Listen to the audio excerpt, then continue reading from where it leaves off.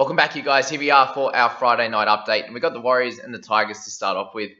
And two unlikely leaders of our point system today, and Garner and Egan. So two guys that aren't really fantasy relevant anymore. Obviously, Egan was for a little bit there, but I think most people would have traded him out by now as he started losing a fair bit of cash. He's only made 59k now on his starter, which he was a lot higher than that at the start of the year. So those two we won't bother talking about. Tohu and Walsh, so two of the big dogs there, and Harris just keeps delivering there with another 61 points in base and turnover tackle and one tackle break there. So well done to him, and he's someone that is definitely a must-have going forward if you're wanting to to do well overall, or even in a head-to-head format there. And obviously he misses 13, but after that he's absolutely going to be playing every game, and he's just such a durable player, and he's not someone that you're worried about his suspension risks or anything like that. So he's been awesome. Walsh, he was someone that I've obviously been wanting to get into my side, and it was a decision on him or Starling this week, and probably could have changed my mind just based on that he was getting the fullback role now, and you'd imagine he keeps that longer term. Obviously, after this game, you'd expect that he does. Just an incredible game, and my decision was going for the safer hooker type of player in Starling. So Walsh, he's been incredible, and he's going to go up another close to 100k after this week. So I've almost missed the boat on that one, I imagine. I need him to score pretty low next week and then be able to pick him up in 14 would be nice. But just had a hand in everything. His passing's been really good, and he's just so slick on the ball.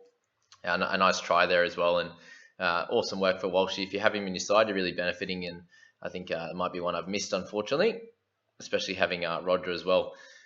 Brooksy was 63, so another one, those guys that we've decided that you can probably just hold because he's been... he's getting more of the kicking with Dewey moving to 6 and stuff like that. So we'll have a chat about that shortly. But Brooksy has been solid and averaging 53 now, still up 100k on the year.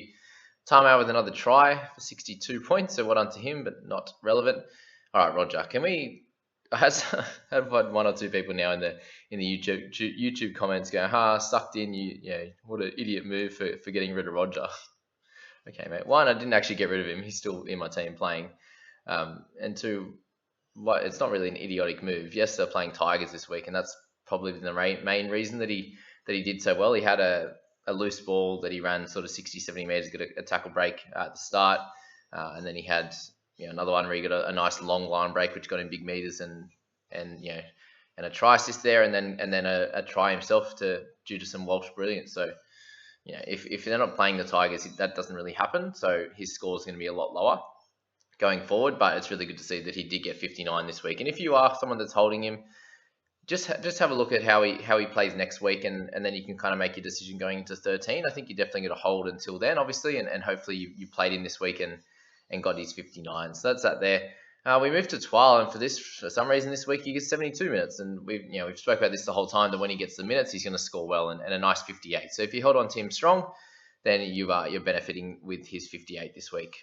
You'd like for this to be continuing going forward, but we don't know if that's going to happen at this stage.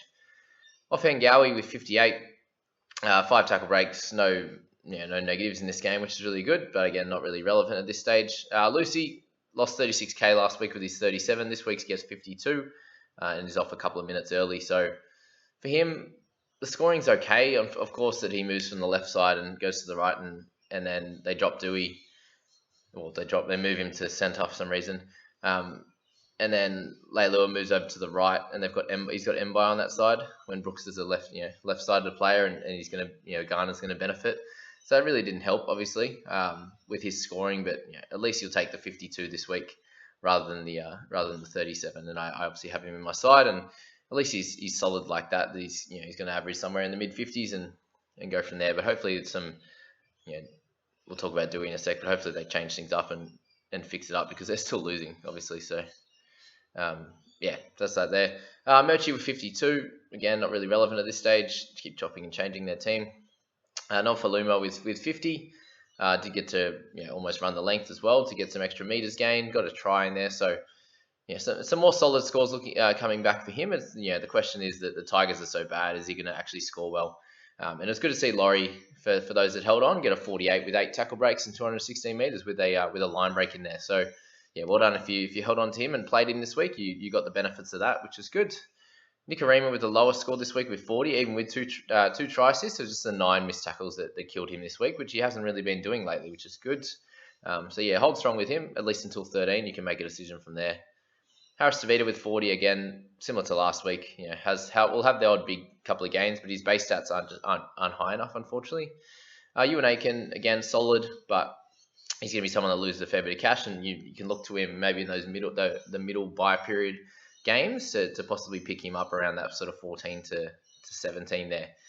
Moses Mbai, a few people spoke about picking him up as sort of a centre wing fullback cover for this week, playing in the 6 role, but 37 there, so a solid game for him. 27 tackles, 1 miss, a little bit of everything with a try assist in there. My question for Moses, which let's just go and talk about him now, is Dewey. Like, what is this? 27, obviously. What? Oh, but we're moving him to centre to unlock his running game. Are you fucking serious? 53 meters. Really? Like, what's the theory there? You move in there to make him run more. He runs more when he plays at 6, and he's not getting his hands on the ball as much. I think it's just completely stupid. So if they're to start winning games, I think he needs to go back to 6, because it worked last week, but they played a crappy team. This week they're coming against the Warriors, who are okay. But when you've got a young fella absolutely decimating you on the other side, an 18-year-old, then what's going on there? You got Dewey there that should have his hands on the ball more, and he's not. So they need to fix that up, because that wasn't good enough, I don't think. So Mbai could be back to the centres or to the bench or wherever in the next couple of weeks. That's something to think about there. Is my opinions of what they should do, but who knows what Madge's going to do. Tavanga with the lowest score this week. Safe fast, a couple of people asked me about a while ago, but not a good enough score. Sean Bloor, 15 minutes. So this is kind of what we expected. He got more minutes the week before. The 13 this week, so it's a waste of space if you've got him in your side at the moment. Just based on him not making any cash, he's going to go down closer to 228 than 238. Murdoch Masilla, a few people were talking about after a couple of decent games, but he obviously got sin binned, but he's needed tries to score well. Simpkin comes into the 17 and plays 19 minutes for 6, so no real involvement for Simp, and he's going to start losing some cash now. He had a low break even, I think just under 20. But this 6 is going to kill him a little bit now, and if he keeps on the bench there, he's going to start losing even more money. And it's like, well, do you hold him for 13 if he plays 20 minutes and gets a tiny score, or do you move him on? So that's the theory there. Into the Sharks and the Dragons, and obviously a pretty tight game, and another couple of sin bins as well in this one. But Sharks prevail for their sake, thank goodness, because their season is very, very slowly slipping away. Well, I think it's pretty much gone. But Benny Hunt and Kennedy as our leading scorers with 69 apiece, which is good for them. Good to see Hunt have another big score, and this is what we should be expecting from him without doing anything crazy. Just the 1 try assist, but 20 tackles, four breaks, 112 meters gained, and 480 kick meters is kind of what we should be expecting from Hunt. Leading this team around like he was at the start of the season when everyone was picking him up. He got very expensive at the start of the year, and now he's lost a fair bit of cash, and he'll hold steady now. So it could be an interesting one if he doesn't make Origin as a player to pick up as a hooker and half combo there. Kennedy, after that low score a couple of weeks ago, is back to a nice 69, but I wouldn't be expecting that every week. Laurie and Kerr, again, 2 big minute forwards in this game. Plenty of tackling to do, plenty of running. So both scored well and both not options in my opinion. So leave it at that. Townsend with 60, a couple of kicks, a goal, bit of everything, 674 kick meters. So back to his normal without Johnson, what he's doing at the start of the year. So I don't think many people are holding him anymore. Tolman, another interesting one that we'd probably want to look at maybe in round 14, 15 if there's a lot of injuries and he has to play big minutes like he did on the weekend.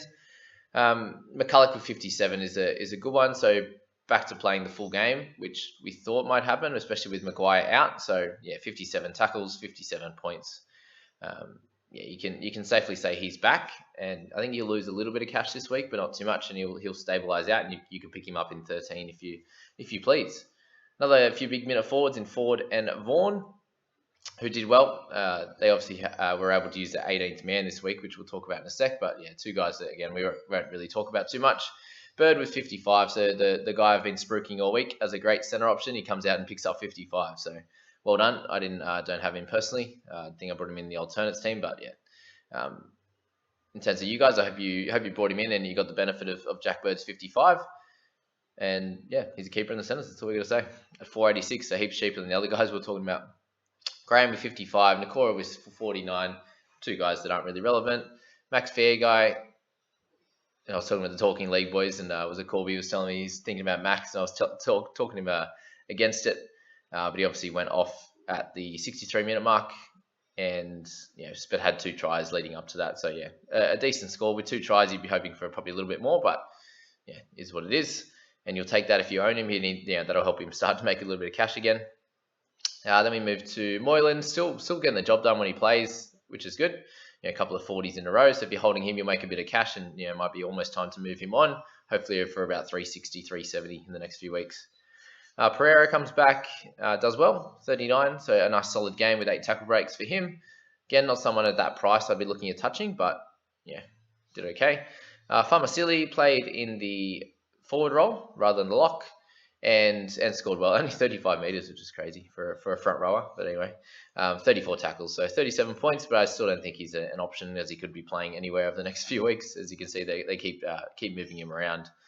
I had a question about Burns playing in the centre, and yes, he's probably going to play there the next bunch of weeks. But for me, the centres / playing on the second row there with 31 tackles. So for me, that's probably going to be one of his better scores. You got 2 turnover tackles in there, 31 tackles. Obviously, not too much running, but that's kind of the game he's going to play minus one or two of these turnovers. So I don't think he's worth it at this stage. But when they could change the team at any time, if they got anyone returning from injury, that kind of stuff, he could be displaced really easily. Corey on with the lower game, Alvaro. So he actually got moved to 18th man and was able to come on and play. So if you had to play him this week, then that's helpful that you end up with a 30, but annoying that he wasn't one of the big minute guys. Like, he could have taken Famasili's role and got like a 40-odd 50.